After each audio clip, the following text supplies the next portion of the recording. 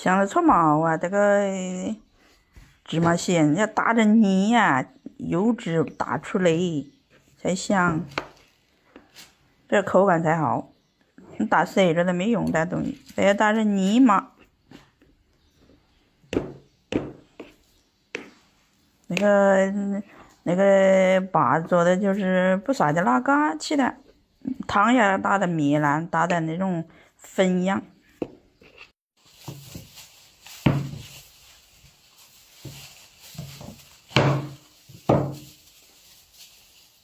这个要看冰箱里冻起来。